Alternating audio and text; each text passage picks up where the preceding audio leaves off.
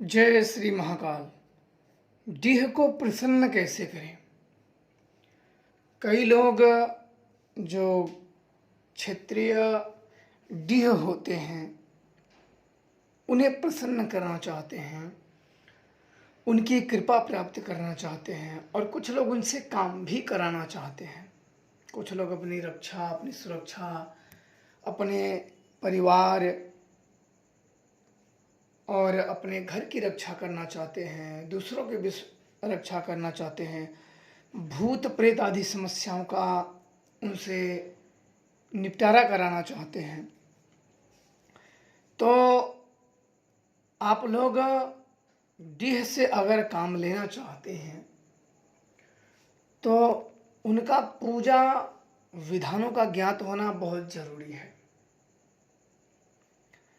कहीं के डीह या तो सात्विक होते हैं या तामसिक, इसका डिसाइड आप नहीं करते हो, ये पहले से ही उनका है। अगर वो किसी के शरीर पे अगर सवारी भी कस लेते हैं, सवारी आ भी जाती है, तो भी अपने सात्विक या तामसिक भोग को अपना प्रस्तुत करते हैं कि हमें यह भोग चाहिए, तो आप वो उन्हें दें।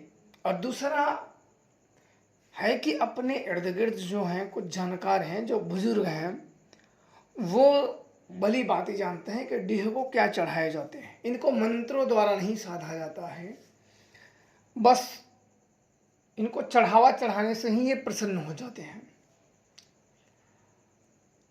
और अगर आप पे कृपा हो गई तो ये मदद कर देते हैं, भूत प्रेत आदि समस्याओं का निवारण कर देते हैं।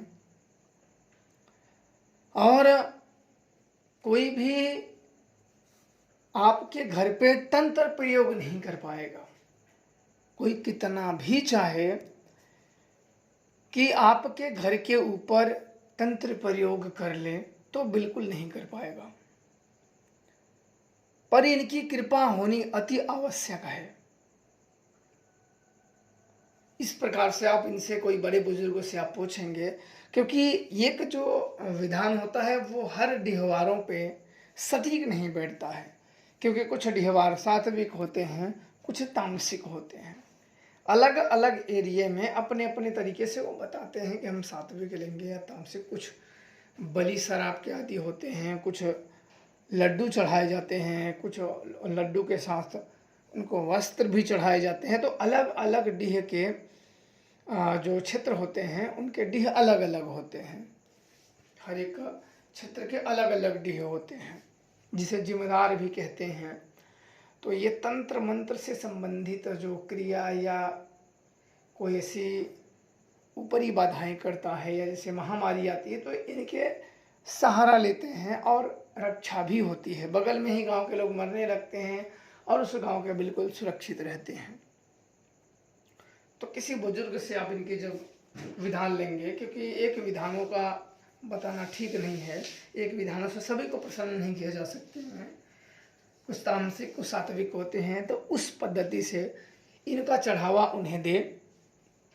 कुछ दिन, 7 दिन तक लगातार वो भोग दें और 7 दिन के अंदर में उनकी कृपा बिल्कुल प्राप्त हो जाएगी। या तो नवरात्रि अति उत्तम समय होता है, इन सब शक्तियों को प्रसन्न करने का नवरात्रि अति उत्तम होता है, और चैत्र का नवरात्र और उत्तम होता है।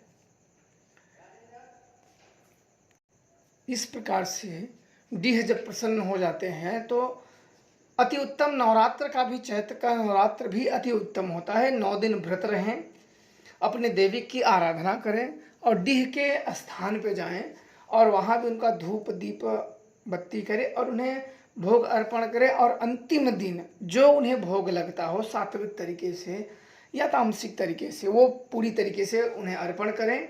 वो अर्पण करने के बाद आपके ऊपर उनकी कृपा प्राप्त हो जाएगी। जय श्री महाकाल।